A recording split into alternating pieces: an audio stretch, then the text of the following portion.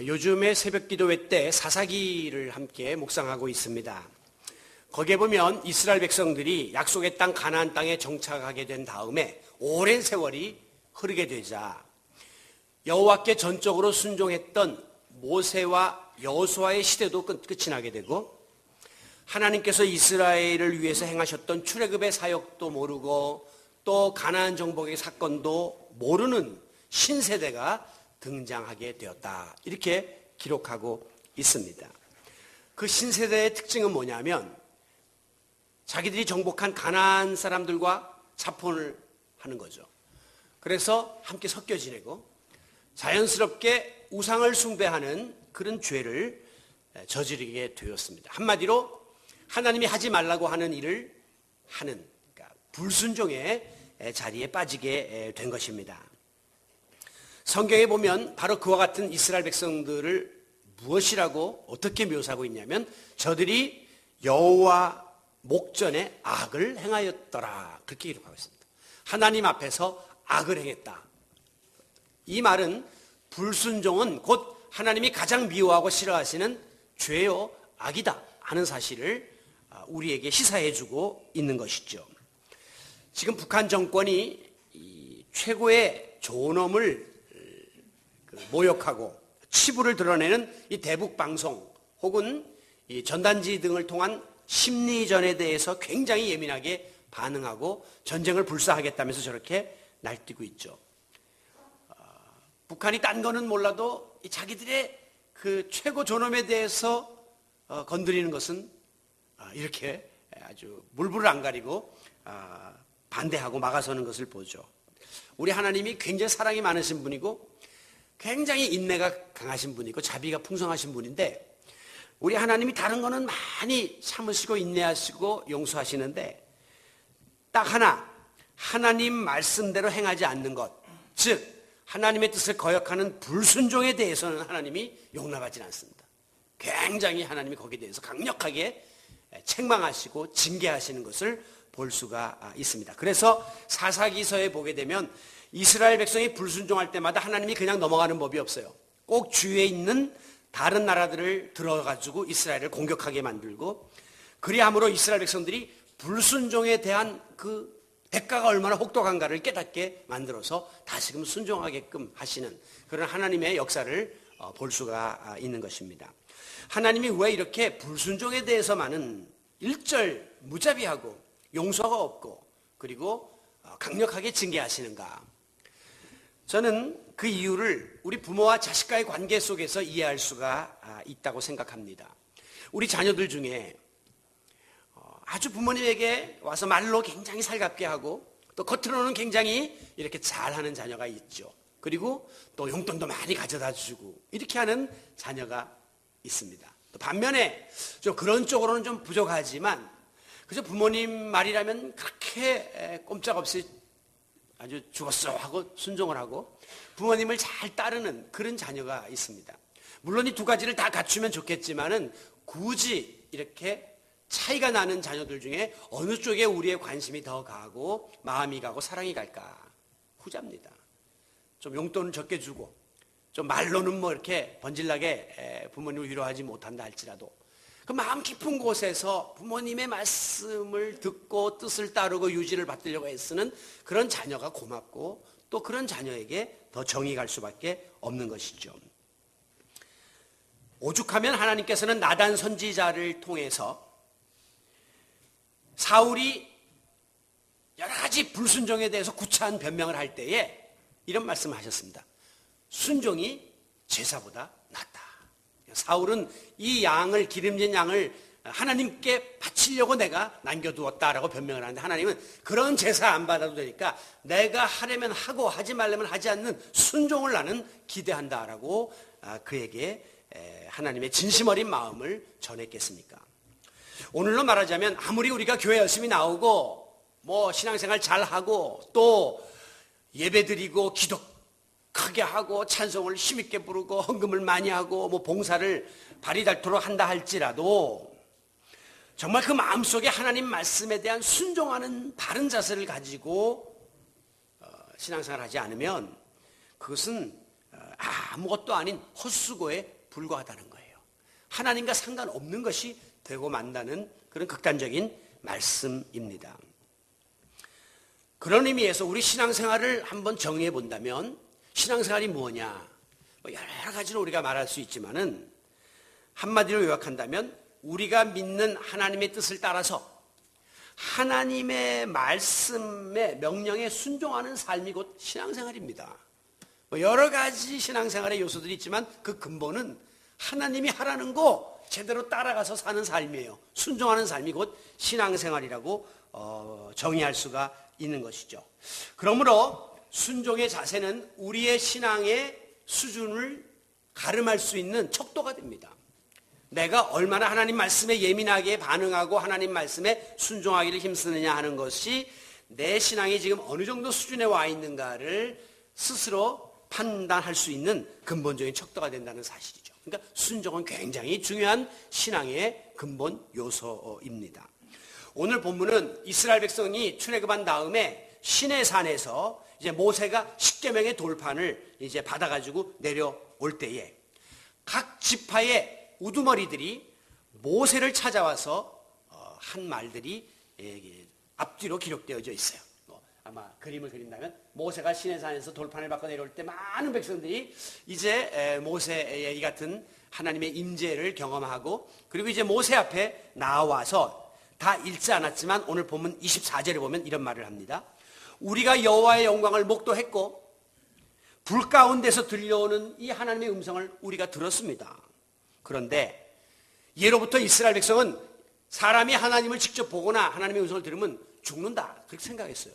너무 두려운 거예요. 왜? 하나님의 영광을 보았고 하나님의 불 가운데 임하는 음성을 들었으니 우리가 죽을까 두렵습니다. 그러므로 이제부터는 우리 대신에 모세 당신이 하나님께로 직접 가서 하나님께 받은 말씀을 우리들에게 그저 전해주기만 한다면 우리는 그 말씀을 그대로 듣고 따를 것입니다. 이렇게 일종의 순종 서약을 모세 앞에서 하나님 앞에서 합니다. 모세가 이 같은 이스라엘 백성의 대표들의 청탁을 받고 하나님에게로 나아갔을 때에 하나님이 뭐라고 말씀하시느냐 28절 오늘 본문 나오죠. 여호와께서 모세에게 이르시되 이 백성이 내게 말하는 그 말소리를 내가 들었는데 하나님 다 들으시죠. 아시죠? 그들의 말이 옳도다. 그 말은 참 모처럼 바른 이야기들을 하고 이스라엘 백성이 내 마음에 쏙 드는 이야기를 하는구나 하는 거예요. 그러면서 29절에 다만 하나님의 우려가 있다면 그들이 항상 이 같은 마음을 품어서 나를 경외하고 내 모든 명령을 지켜서 그들과 그들의 자손이 영원히 복을 받기를 내가 원한다. 그러니까 이 마음을 변치 말고 계속해서 지켜나가면 온전한 순종을 하게 되면 이스라엘 백성과 그 자손들이 복을 받게 될 것이다. 이렇게 하나님이 약속을 해 주셨습니다. 성경에 보면 이스라엘 백성들이 출애굽한 이래로 하나님에게 칭찬받고 또 이렇게 축복을 받은 경우가 드물어요. 왜? 이스라엘 백성은 하도 불평을 일삼고 불만을 일삼고 툭하면 하나님 원망하니까 하나님이 그들을 칭찬할 만한 거리가 없었어요. 그런데 모처럼 지금 이스라엘 백성들이 우리가 하나님께 들은 말씀을 모세가 다 전해주면 우리가 그대로 다 순종하겠습니다 하는 말씀을 서약하니까 하나님이 참 옳도다 칭찬하시고 내가 이런 순종의 삶을 사는 너희들과 너희 자손에게 복을 주겠다. 이렇게 축복을 약속해 주신 것입니다. 하나님이 그들을 칭찬하고 축복해 준 이유는 바로 하나님이 이르시는 말씀을 우리가 전해드리면 다 순종하겠습니다라고 하는 바로 온전한 순종 서약 때문이었습니다.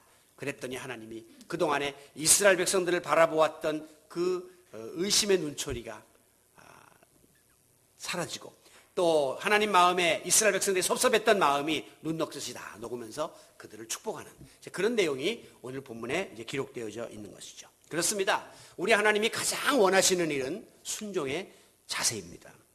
하나님이 명령하시고 말씀하시면 무조건 그대로 따르겠습니다 라고 하는 순종의 자세를 하나님 가장 기뻐하시기 때문에 순종을 약속하는 이스라엘 백성들에게 복을 보장해주고 계시는 것이죠. 반면에 하나님 가장 싫어하시고 미워하시는 것 불순종입니다. 그리고 그들에게는 축복 대신에 재앙과 재난을 하나님이 벌로 내리시는 것을 기억하시기를 바랍니다. 그러므로 오늘 우리도 불순종을 일삼던 이스라엘 백성이 하나님께 말씀대로 순종하겠다고 서약할 때에 하나님의 마음이 기뻤고 하나님이 그들에게 복을 약속해 주신 것처럼 오늘 우리가 다시 한번 주님을 향한 우리의 순종의 자세를 점검해보고 가다듬는 그런 귀한 시간이 될 수 있으면 좋겠습니다. 자, 그렇다면 좀 더 구체적으로 우리의 순종이 하나님 앞에 바로 드려지기 위해서는 어떤 자세를 우리가 지녀야 될 것인가? 하나님 앞에 드려지는 전적인 순종의 3대 요소를 오늘 함께 살펴보려고 합니다. 먼저 오늘 우리가 하나님께 올려드리는 순종은 그 즉각적 순종이 되어야 합니다. 즉각적 순종. 무엇이든지 하나님이 말씀하시면 즉시 시행해야지 이것저것 따져보고 또 생각해보고 망설이고 머뭇거려서는 안 돼요. 사람의 이야기는 우리가 얼마든지 검증을 하고 또 다시 한번 되뇌어보고 판단해야 하지만 하나님은 완전하신 분이시기 때문에 그분이 우리에게 말씀하시면 우리는 무조건 아멘하고 순종하는 길만이 하나님을 기쁘시게 하는 온전한 순종이 될 수가 있는 것입니다. 만약에 우리가 하나님의 어떤 뜻을 받았으면서도 이것이 그런가? 혹시 내 모든 인간적인 생각과 판단 때문에 머뭇머뭇거리면 어느 사이에 사탄이 그 마음속에 의심의 시험을 집어넣어갖고 우리로 하여금 불순종의 현장에 나아가도록 만들기 때문입니다. 그래서 오늘 본문 31절에 보면 하나님이 모세에게 말씀하시기를 너는 여기 내 곁에 서 있어라. 너 여기 가만히 내 옆에 있어라. 왜? 이제부터 내가 모든 명령과 규례와 법도를 너에게 말하리니 너는 그것을 이스라엘 백성들에게 가르쳐 행하게 하라. 이렇게 말씀하고 있습니다. 저는 이 말씀을 이렇게 한번 상상해 봤어요. 우리가 사극을 보게 되면 왕이 있고 왕 옆에는 항상 내관이 있습니다. 이 내관에게는 사생활이 없어요. 왕이 한밤중이라도 걔 있느냐? 예! 하고 금방 답을 해야 돼요. 그리고 지금 아무개 들라 하라. 들랍신다. 그냥 전해야 돼요. 즉각적인 순종, 즉각적인 전달이에요. 지금 밤늦은 시간인데 가능하겠습니까? 이게 지금 안 될 것 같은데 이런 이유와 사족이 없는 거예요. 분명히 환경도 있고 여러 가지 여건도 있는데도 불구하고 이거는 무조건 뒤로 하고 왕 옆에 바짝 붙어서 왕을 보좌하던 내관처럼 너는 여기 내 곁에 가만히 서서 내가 말하는 그대로 명령과 규례와 법도를 그대로 가서 즉각 전하라. 이렇게 하나님께서 말씀하고 있는 것입니다. 하나님의 명령은 어떤 이유로 어떤 그 변명 때문에 우리가 주저하거나 꺼리껴서는 안 됩니다. 무조건 즉각적 순종만이 하나님 앞에 필요한 것이죠. 그럼에도 불구하고 이제 우리가 하나님의 말씀을 받을 때에 즉시 순종하지 못하는 이유들이 있습니다. 이제 오늘 오후에 우리가 순종의 장애물에 대해서 이제 말씀을 나누는 우리 목장 시간이 있을 텐데요. 하나님 말씀인 건 분명한데 이게 우리가 즉각적으로 순종하지 못하는 이유들이 여러 가지 있을 수 있습니다. 그 중에 큰 것이 뭐냐면 이 진짜 하나님의 뜻인가? 라고 하는 의구심이 들기 때문이에요. 우리가 이 하나님의 뜻 같기도 하고 아닌 것 같기도 하고 그러니까 머뭇머뭇거리면서 이 말씀에 즉각적으로 반응하지 못하는 그런 경우들이 있을 수 있습니다. 또 이게 하나님의 말씀이 분명하긴 한데 내 생각과 내 환경과 내 계획하고 너무 다른 말씀을 하시니까 좀 시간을 가지고 생각을 좀 해야 될 것 같아요. 하나님, 지금 내 입장은 이 말씀을 그대로 따르기에는 너무 부담스러워요. 그래서 인간적인 생각과 어떤 계산 때문에 우리가 순종을 주저할 때가 있는 것입니다. 그러나 우리가 이와 같은 경우에 하나님의 말씀과 기도를 통해서 하나님과 영적인 교통을 계속해서 쉬지 아니하면 우리는 내 생각보다 항상 높으신 하나님의 뜻을 발견하게 되고 내 계획보다 앞서가시는 하나님의 계획을 깨닫게 돼요. 그렇기 때문에 우리는 그 하나님의 뜻에 내 모든 계획과 조건과 환경을 뒤로한 채 즉각 순종할 수 있게 되는 것입니다. 성경에 보면 예수님이 어떤 일을 행하실 때 심사숙고하고 여러 가지 주저하고 망설이고 예수님의 생각을 거기다가 변명하고 그러는 법이 없어요. 예수님이 하시는 모든 일들은 항상 즉시 즉시 right now 금방 이 자리에서 지금 곧이라고 하는 그 단서가 붙습니다. 보세요. 예수님 즉시 가서 즉시 이르시되 즉시 손을 내밀어. 예수님은 주저함이 없었습니다. 왜? 예수님은 이미 하나님의 뜻을 정확히 알고 계셨고 그리고 하나님의 뜻에 순종하고자 하는 마음을 가지고 있었기 때문에 아버지여 말씀하옵소서 즉시 제가 행하겠나이다. 항상 즉각적인 순종에 힘썼던 것을 보게 되는 것입니다. 예수님의 순종은 단호했습니다. 그리고 즉각적이었고 그는 확신에 찬 그런 사역을 감당해 나갔던 것이죠. R.A. 토레이 박사라고 성령론의 대가가 있습니다. 이분이 영국 브라이튼이라는 곳에서 집회를 인도할 때에 항상 이런 분들은 옆에 많은 사역자들을 동역자들과 함께 동행을 하는데 그 사역자 한 사람에게 있었던 일을 간증하고 있습니다. 이 사역자가 너무 배가 고파서 저녁 식사를 하려고 식당에 들어갔는데 웨이터가 와서 무엇을 드시겠습니까? 하면서 이제 주문을 받아요. 그런데 이상하게 그 사람의 얼굴을 보는 순간 성령께서 저에게 복음을 전하라 하는 감동을 주시는 거예요. 아이, 지금 제가 배고파서 지금 당장에 아주 어쩔 줄을 모르는데 무슨 이 상황이 지금 복음을 전하는 상황입니까? 그렇잖아요. 저 웨이터도 지금 바빠서 돌아다니고 손님도 많고 이렇게 어수선한 곳에서 내가 어찌 복음을 전할까? 그래서 지금은 아닌 것 같습니다 하고 자기 마음으로 자기 생각으로 이 환경에 지배를 받아서 그만 그 성령의 음성을 뒤로 미뤘습니다. 그리고 주문한 음식이 나와서 맛있게 밥을 먹었어요. 인간적인 생각과 핑계를 대면서 불순종한 거죠. 그런데 밥을 먹고 났는데 왠지 편치를 않은 거예요. 그 웨이터의 얼굴을 자꾸 떠오르는 거예요. 그래서 이제는 조금 손님들도 빠지고 환경도 좋아지고 했으니까 내가 그 웨이터에게 잠깐 복음을 제시해야 되겠다. 그래가지고 웨이터를 찾아도 그 얼굴이 보이지 않는 거예요. 그래서 지배인을 불렀습니다. 아까 내게 서빙하던 그 웨이터 지금 어디 갔습니까? 했더니 이 지배인이 얼굴이 창백하고 당황한 모습으로 안 그래도 지금 그 종업원이 2층에서 자살을 했습니다. 라고 그렇게 말하더라는 거예요. 얼마나 충격적인, 얼마나 가책을 느끼는 그런 사건이었는지 모릅니다. 성령이 말씀하실 때 즉각적으로 그 자리에서 아무리 자기가 좀 어려움이 있고 피해가 있고 좀 무례한 것 같아도 순종했더라면 그의 죽음을 막을 수도 있지 않았을까라고 하는 생각이죠.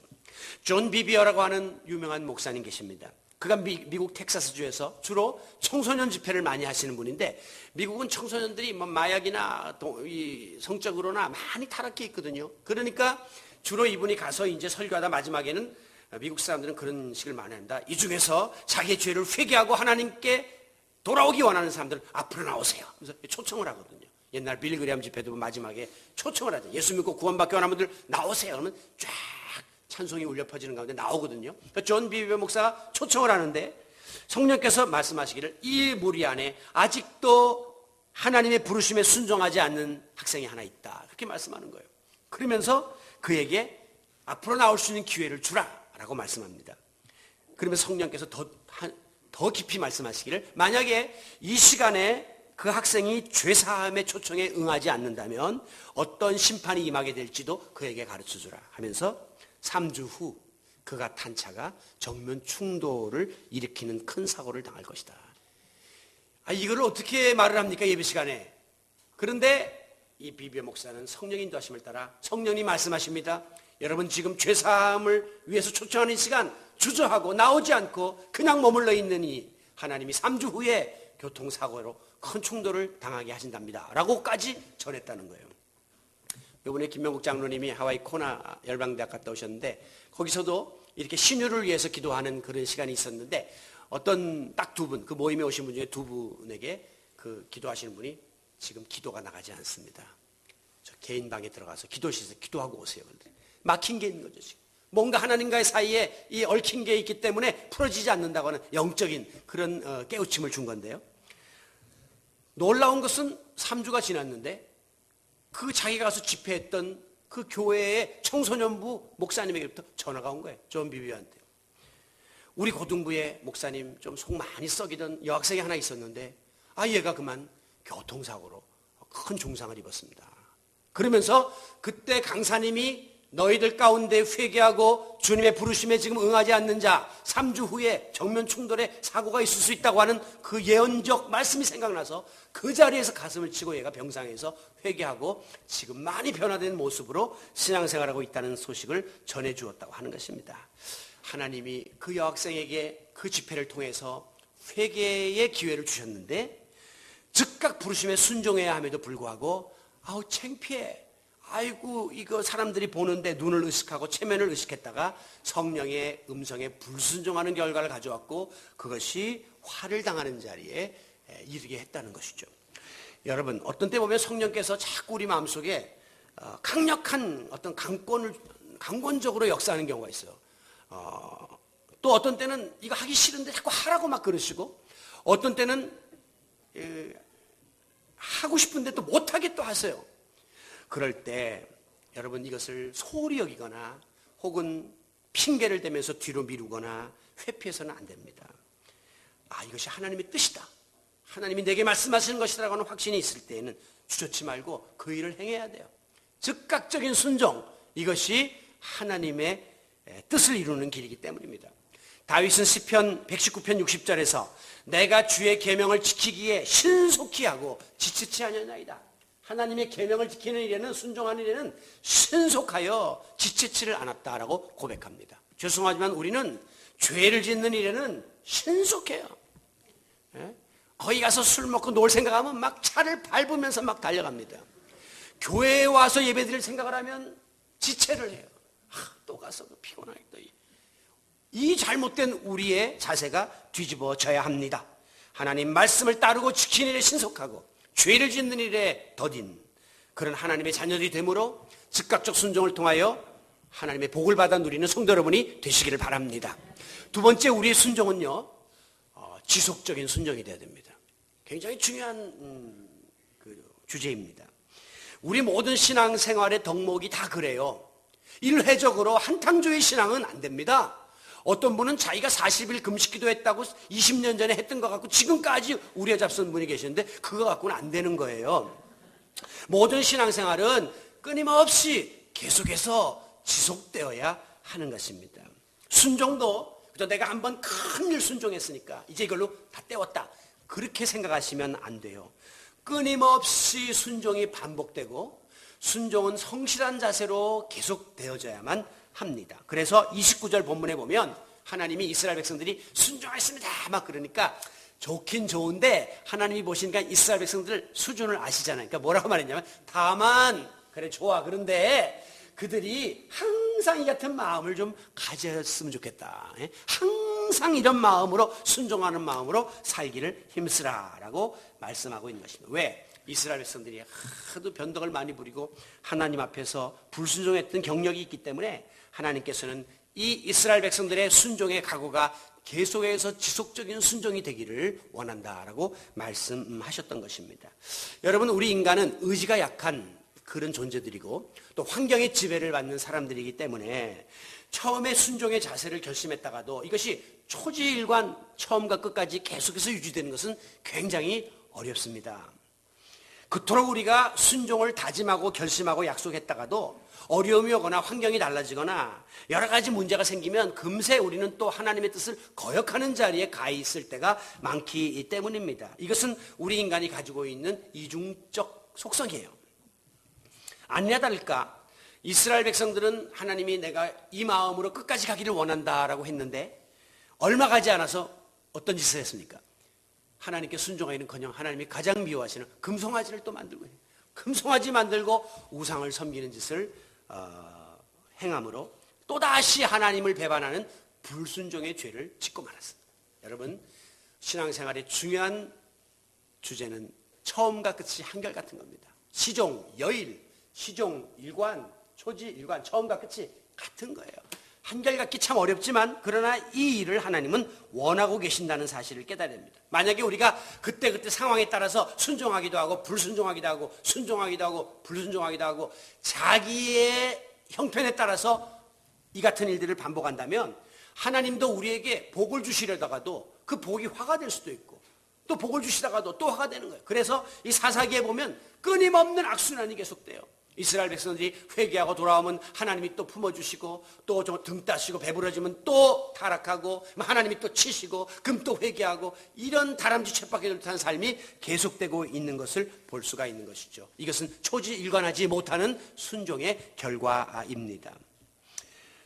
우리가 한결같이 순종해야 되는 이 마음을 가지고 있으면서도 이 같은 순종의 한계를 극복하지 못하는 이유 중에 하나는 꾸준한 지속적인 마음을 갖고 있지 못하기 때문이라고 했습니다. 그렇기 때문에 우리는 이 순종에 관한 한 의지적으로 의도적으로 노력을 해야 합니다. 가만히 앉아서 아버지 순종하게 해주세요 라고 기도한다고 되는 문제가 아니라는 것입니다. 실제로 내 신앙 상태가 나태해지면 하나님 앞에 기도의 무릎을 꿇고 그리고 하나님 앞에 간절하게 도우심을 구하는 의지적인 노력이 기울여져야 해요. 영적으로 내가 지금 많이 무뎌져 있다 생각하면 말씀 묵상하고 기도하면서 하나님과 더 가까워지기를 힘써야 합니다.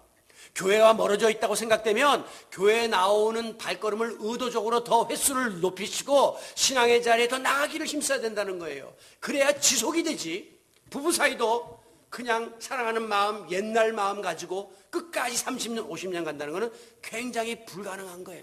그래서 어떤 분은 앞으로 법을 좀 바꿔서 50년 넘어가면 그 다음부터는 다시 한번 할 수 있도록 만들어달라고 하는 그런 법을 지금 생각하고 있답니다. 힘들다는 거예요. 그러나 한 사람이 아니라 둘이 함께 애쓰고 힘쓰고 한 번 쓰다듬어주고 한 번 더 좋은 말하고 함께 외식하면서 같이 문제를 놓고 몸부림치는 의도적인 의지적인 노력이 깃들여지면 부부생활이 일정 수준을 꾸준하게 지속해 나갈 수가 있게 되는 겁니다. 그 사이에 좀 위기가 와도 이길 수 있는 힘이 주어지게 되는 것이에요. 오늘도 하나님 앞에서 꾸준한 노력을 통해서 지속적으로 하나님의 음성을 듣고자 노력하고 하나님의 뜻을 바로 깨닫기 위해서 애씀으로 좀 더 깊은 영적인 신앙의 자리에 들어갈 때에 오늘 내게 주어진 환경이나 여건과 구애됨이 없이 한결같은 지속적인 순종을 이어나갈 수 있게 될 줄로 믿습니다. 자, 마지막 이 순종의 세 번째 중요한 요소는 온전한 순종입니다. 온전한 순종. 오늘 29절에 보면 내 모든 명령을 지켜, 하나님께서 이것만 지키고 저건 안 되고가 아니라 모든 명령, 31절에 보면 모든 명령과 규례와 법도를 가르쳐 행하게 하라. 32절 여호와께서 명령하신 그대로 좌로나 우로나 치우치지 말라. 그대로 하라는 거예요. 33절 여호와께서 명령하신 모든 도를 행하라. 여기 지금 특징이 뭐냐면 모든 명령이에요. 즉 하나님의 말씀을 하나도 남김없이 그대로 순종하라는 겁니다. 이게 바로 온전한 순종입니다. 하나님 말씀은 그랬지만 지금 상황이 이러니까 요건 빼고, 하나님이 이렇게 하지 말라 그랬지만 지금 내가 안 하면 안 되니까 요거는 하고, 이런 식으로 하는 것은 온전한 순종이 아니라고 하는 것입니다. 인간적인 생각으로 플러스하고 마이너스하고 또 갖다가 붙이고 변질시키면 하나님의 그 말씀이 온전하게 우리 가운데 지켜지지를 못하게 된다는 것이죠. 우리 사람들은 모든 일에 있어서 한 80% 정도만 넘으면 우리는 그걸 인정해 줍니다. 그래서 교회에서도 무슨 회의를 하고 또 목사들을 청빙하고 할 때 또 교인들 직분자를 뽑을 때 3분의 2 정도만 이렇게 투표를 하면 3분의 1이 반대해도 그냥 그걸 인정해버려요. 왜? 우리 그 정도면 어느 정도 됐다라고 생각하기 때문이에요. 그런데 하나님의 순도는 100%의 순종을 기대하십니다. 하나님에게는 99% 갖고는 안 돼요. 온전한 순종을 하나님이 원하신다고 하는 겁니다. 예를 들면 사람은 어떤 임무를 부여받았다 할지라도 지금 내가 시간이 안 되거나 환경이 안 되니까 조금 나중에 할게요. 그럼 마지막에 가서라도 하면 그거 된 거예요. 그렇잖아요. 우리말에 뭐로 가도 서울로 간다는 말이 바로 그런 겁니다.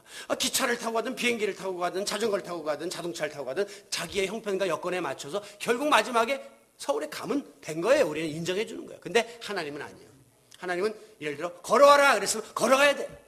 내가 타고 가야 되는데 시간이 없으니까 비행기를 타고 갈게요. 안 되는 거예요. 하나님은 거기 가라 하는 게 목적이 아니라 내가 지시한 방법을 통해서 이것을 끝까지 하라. 그것을 하나님은 원하고 계시기 때문입니다. 사람들에게는 유들이라는 게 있고 융통성이라는 게 있지만 하나님의 명령 앞에서는 그런 변형이 있을 수가 없는 거죠. 99%를 지켜도 1%를 안 지키면 답은 불순종이 되고 마는 것이기 때문입니다. 여러분, 신앙생활이 그래서 어려운 거예요. 신앙생활이 적당히 우리가 세상에서 타협하고 내 환경과 타협하면서 하면야 얼마나 좋습니까? 근데 신앙생활은 그런 액세서리가 아니에요. 그런 사이드 잡이 아니에요. 우리에게 있어서 메인 잡이에요. 이것이 하나님의 영광을 위한 것이고 이것이 제1의 목표가 되어야 한다는 것이 신앙생활의 그 가르침이기 때문에 신앙생활 제대로 하는 것은 어렵습니다. 하나님 앞에는 그런 흥정이나 타협이 허락되지 않기 때문이에요. 대표적인 케이스가 사울왕입니다. 하나님이 아말렉 사람을 하나도 남기지 말고 진멸하라 그랬어요.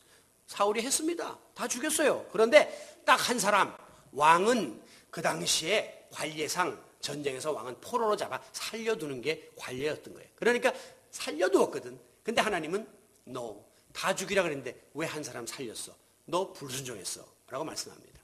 모든 짐승은 다 죽이라 그랬어요. 다 죽였어요. 그런데 살찌고 건강하고 쓸만한 짐승들, 그죠? 뭐 조금 남겨놓은 거예요. 왜? 나중에 그 하나님께 제사 드릴 때 쓴다고 핑계는 냈지만 지가 맛있게 먹으려고. 그렇게 해놨는데 우리로 말하면 한 99% 잡아 죽였으니까 된 거예요. 그런데 그 1% 안 했다고 하나님이 사울의 왕위를 박탈해버립니다. 불순종이 이렇게 하나님과 우리의 관점이 틀린 거예요. 저는 가장 안타까운 신약성경에 나오는 사건이 아나니아와 삽비라 부부의 사건입니다. 그 당시 초대교회에 많은 사람들이 자기 땅을 팔아가지고 교회에다 바치고 그걸로다가 공동체 사람들 서로 나누고 베풀고 선교하면서 쓰는 일들이 벌어졌습니다. 그러니까 아나니아 삽비라 부부도 여보 우리도 저기 있는 땅 저거 팝시다. 그래서 하나님께 바쳐서 죄일합시다. 또 성령이 감동을 주시니까 순종하여 팔았어요. 그런데 딱 팔아서 교회 가져가려고 아침에 딱 생각하니까 그런데 우리 노후는 어떻게 하지? 당장 우리는 내일부터 뭐 먹고 살지? 아 이거 안 되겠다. 조금만 뛰자. 조금만 뛰었어요. 그리고 나머지를 갖다가 바쳤어요. 사도가 이게 다야? 예, 답니다. 왜 성령을 속이는가? 그 자리에서 즉사해서 죽임을 당하고 맙니다. 여러분, 우리 사람 같으면 그만하면 훌륭하죠. 아이 그거 바칠 생각도 안 하는 사람이 수두룩한데 바치는 마음만 가진 것만 해도 훌륭하고 어쨌든 칭찬받아 마땅한 일임에도 불구하고 그 온전하게 순수하게 이 일을 행하지 못했기 때문에 문제가 된 것이에요. 여러분, 이 반도체나 디스플레이 산업을 하는 분들 보면 이분들이 이런 방진복이라고 이런 걸 쓰고 들어가고요. 그리고 에어 샤워라고 먼지를 다 털고 들어가죠. 왜 그럽니까? 저 안에 조금이라도 불순물이 들어가면 저희 작동에 문제가 생기기 때문에 깨끗하고 청결을 유지하는 것이 제품 손상을 막는 아주 중요한 길이기 때문에 저기서는 철저한 그 방어를 하고 들어가는 거예요. 우리가 하나님 앞에 온전한 순종을 한다는 것이 그런 겁니다. 순종을 하되 여기 불순한 마음이 들어와가지고 내가 이거를 함으로써 사람들에게 인정을 받는다든가 이걸 통해서 내 이름이 드러난다 이런 것이 개입되면 그거는 온전하지를 못한 거예요. 하나님은 온전하고 순전하고 깨끗하고 정결한 이물질이 없는 그런 순종을 원하고 계시는 거예요. 아나니아 삽비라 다 안 팔아도 돼요. 조금만 바쳐도 하나님이 칭찬하고 받아주시는데 괜히 그거 바치면서 은근히 그 배우 속에는 자기의 그 욕심도 들어가고 또 사람들 앞에 인정받고 싶고 다른 사람 다 바치니까 나도 하고 싶은 그런 것들 이런 게 불순이 들어왔기 때문에 그 순종이 하나님께 드려지지를 못하게 된 것이죠. 여러분 인간인지라 우리가 순종하려면 자꾸 불순물들이 들어와요. 이물질이 껴요. 이거를 벗겨내야 됩니다. 걸러내야 됩니다. 그래서 순전한 순종을 아버지께 드리기를 힘쓰는 우리 모든 성도 여러분들이 되시기를 바랍니다. 자, 이 순종의 3요소, 즉각적인 순종, 또 지속적인 순종, 온전한 순종. 말씀을 들으니 참 옳은데 이거를 막상 우리의 삶 속에 적용하려니 너무너무 버겁고 힘듭니다. 왜? 이건 내가 할 수 없는 부분까지도 하나님이 요구하시는 것 같기 때문이에요. 그럼에도 불구하고 믿음으로 도전하는 것이 순종입니다. 그래서 순종에는 믿음이 따를 수밖에 없는 거예요. 내 생각, 내 방식대로 하는 것이 아니라 하나님 말씀대로 다 물론 어렵죠. 힘들죠. 불가능해 보이죠. 그러나 믿음으로 도전하는 것이 바로 순종의 본질입니다. 때로는 하나님 말씀대로 순종하려다 보면 내가 손해를 당할 때도 있고 희생을 해야 될 때도 있고 어려움을 당할 때도 있고 또 내가 고난의 자리에 빠질 수도 있습니다. 그러나 여러분 온전한 순종, 지속적인 순종, 즉각적인 순종을 절대 포기하지 마십시오. 왜? 오늘 본문에 보니까 하나님은 순종하는 자들을 기뻐하시고 그리고 순종하는 자에게는 복을 주시겠다고 약속하고 있기 때문입니다. 우리가 하나님 앞에 바른 순종을 하면 순종은 하나님이 베풀어 주시는 복을 담는 이 축복의 바구니가 되어서 상상을 초월하는 복이 순종하는 자들에게 주어지게 될 줄로 믿습니다. 오늘 본문 29절에 보면 내 모든 명령을 지켜서 그들과 이스라엘 당대 그리고 그 자손이 영원히 복을 받기를 원하노라. 이 조상 때 순종의 삶을 살면요 당대는 물론이오냐 자자 손손 축복이 계승되는 역사가 일어나게 됩니다. 그리고 33절 여호와께서 너에게 명하신 모든 도를 행하라 순종하라 그리하면 너희가 살 것이요 산다는 게 뭡니까? 잘 된다는 거예요.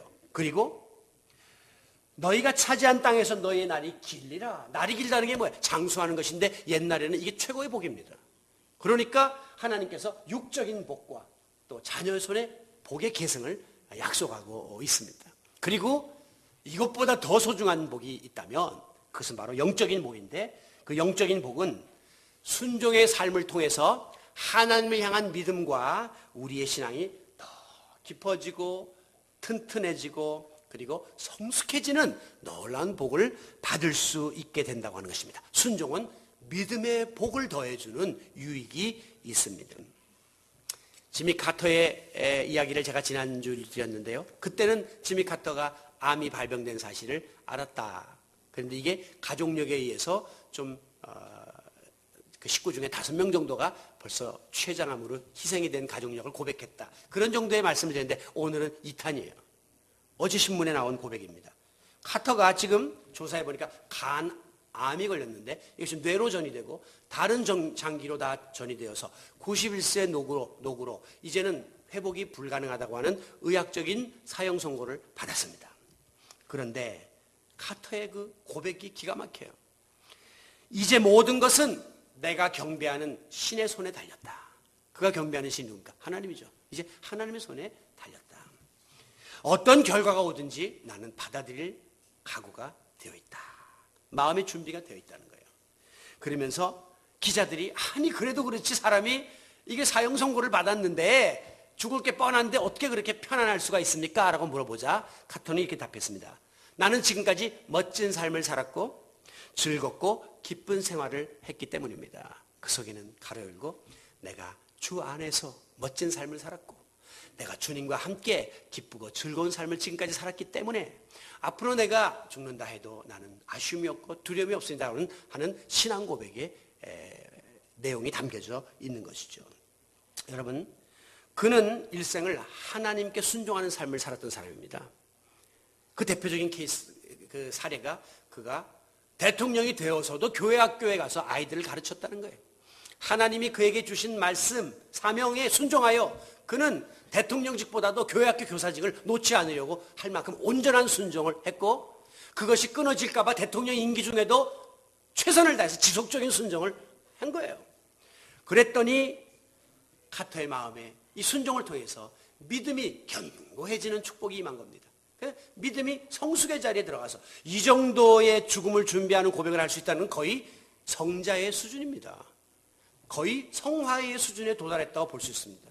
여러분 간혹 가다가 병원에 계신 분들 말씀 들어보면 목사님이나 신부님들이 매일 천국 이야기하고 뭐 설교 때는 죽음을 준비하시기 바랍니다. 멋지게 살다 죽자 막 이래놓고도 자기가 막상 죽을 병에 걸리면 막 괴로워서 안절부절하지 못하고 막 두려움 속에 이렇게 빠지는 목회자들도 많다는 거예요. 그런데 그게 인간입니다. 정상적인 인간인데 이분은 오케이 나는 이미 다 준비되어 있으니 하나님의 손에 달려있다라고 고백할 수 있다는 것은 이분의 믿음이 그만큼 깊고 성숙한 자리에 들어갔다고 하는 증거예요. 그거는 바로 순종의 삶을 통해서 주어진 믿음의 강화 때문입니다. 여러분 오늘 우리가 하나님께 순종하면 하나님이 영적으로도 육적으로도 복을 주시고 자손의 복도 주시고 이 모든 것을 통해서 우리의 앞날에 놀라운 축복을 예배하고 계시다고 말씀하고 있습니다. 오늘도 순종을 제사보다도 귀히 여기시는 하나님께 즉각적이고 온전한 지속적인 순종의 자세를 우리가 가지고 나가십니다. 하나님은 지금 그런 사람들을 찾고 계십니다. 그리고 하나님의 명령과 규례와 법도를 내 삶의 기준으로 삼고 거기에 내 모든 포커스를 맞추는 순종의 삶을 결단합시다.